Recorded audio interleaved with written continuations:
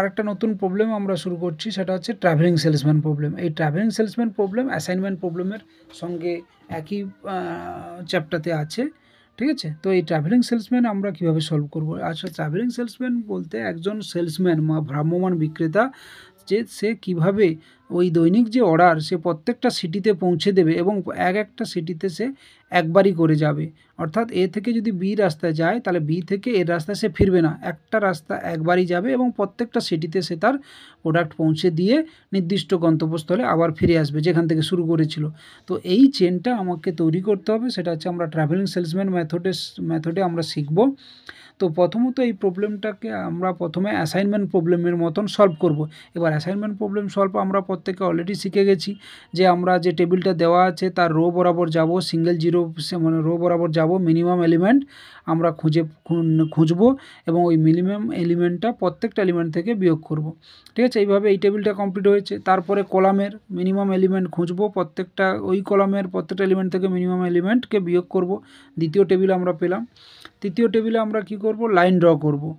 আগে যেমন শিখিয়েছি আমরা অ্যাসাইনমেন্ট প্রবলেমে, তাহলে রো বরাবর যাব, সিঙ্গেল জিরো পেলে আমরা কলামে টানবো, আর কলাম বরাবর যাব, সিঙ্গেল জিরো পেলে আমরা রোতে লাইন টানবো। এইভাবে সমস্ত জিরোগুলোকে minimum number of horizontal line vertical line দিয়ে কভার করব। ঠিক আছে? এরপরে ওখানে হচ্ছিল না, লাইন ড্র হচ্ছিল, লাইন শর্ট ছিল, 4টে লাইন হয়ে গেছিলো, কিন্তু ম্যাট্রিক্সের অর্ডার কত ছিল? 5 ছিল। ঠিক আছে?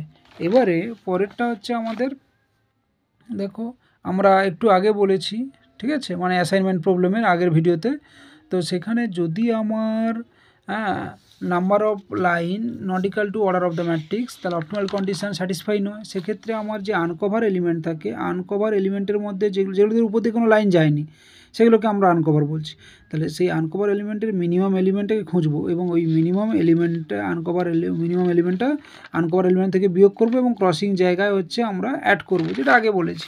তো সেই হিসাবে টেবিল করা হলো এবং ওই একই নিয়মে আমরা লাইন ড্র করলাম। এখানে দেখলাম যে 5টা লাইন এসছে, তাহলে অর্ডার অফ দ্য ম্যাট্রিক্সের সঙ্গে সমান। এবার শুধু জিরোর পজিশানগুলোকে নিয়ে আমরা টেবিল করলাম। এই টেবিলটাকে এখন আমরা সলভ করব ট্রাভেলিং সেলসম্যানের রুলস হিসাবে। তাহলে আমরা জিরোগুলোকে নিলাম। এবার দেখো এ থেকে এই ডাবল জিরো, এটাতে ট্রিপল জিরো ছিল, এটাতে ডাবল জিরো, এখানে সিঙ্গেল জিরো বক্স। ঠিক আছে? করসপন্ডিং কলামে কেউ নেই, ক্রস হয়নি। তাহলে ডি থেকে বিতে গেছে, তাহলে বি থেকে ডি এর রাস্তা কী হবে? ক্রস হবে, ওই রাস্তায় আসতে পারবে না, আমরা বলেছি সেলসম্যান। তো এবার দেখো সঙ্গে সঙ্গে ডির ঘরে কোনো জিরো নেই, তাহলে এখানে কখনোই অ্যালোকেশন আসবে না, তাহলে আমাদের চেনটা কমপ্লিট হবে না। There is no a complete circle. তো সেই কারণে আমরা কি করব, পরে আবার যাব। পরে যাব বলতে আমরা সবসময় চেষ্টা করব একটা হচ্ছে ট্রাই টু নেক্সট হচ্ছে যে বেস্ট কমপ্লিট সার্কেল। তো সেই কারণে জিরো নেব, জিরো এখান থেকে জিরোগুলো নিয়ে টেবিলটা করেছিলাম, তাহলে জিরোর সঙ্গে সঙ্গে আমরা 1কে নেব। তো 1 নিয়ে মানে নেক্সট মিনিমামকে নেব, নিয়ে একইভাবে আমরা হাঁটছি, দেখলাম সেখানেও সেই একই সমস্যা, ডি অ্যালোকেশনের মানে ডি অ্যালোকেট হচ্ছে না। তো এরপরে আমরা তার মিনিমাম এলিমেন্ট মানে তাহলে 0, 1 অ্যান্ড 2 নিয়ে আমরা টেবিল করলাম। তো এখানে দেখো 0, 1, 2 নিয়ে টেবিল করতে আমাদের টেবিলটা কমপ্লিট হয়েছে, মানে দুটো টেবিল কমপ্লিট হয়েছে একই নিয়মে। তো সেখানে দেখো এই যে কমপ্লিট চেন পেয়েছি আমরা এই প্রথমটার জন্য, এটা এখানেও সিলেকশন করতে হয়েছিল, যেটা একটু আগে বললাম।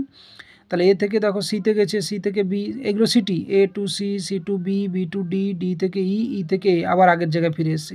এইভাবে দুটো আমরা কমপ্লিট সার্কেল পেলাম। এবার এই দুটো কমপ্লিট সার্কেল মানে দুটো টেবিলের যে মিনিমাম কস্ট হবে, যেটা মিনিমাম কস্ট হবে সেটাই হচ্ছে ওই সেলসম্যানের ট্রাভেলিং রুট হবে, ওটাই হচ্ছে অ্যান্সার হবে। ওকে।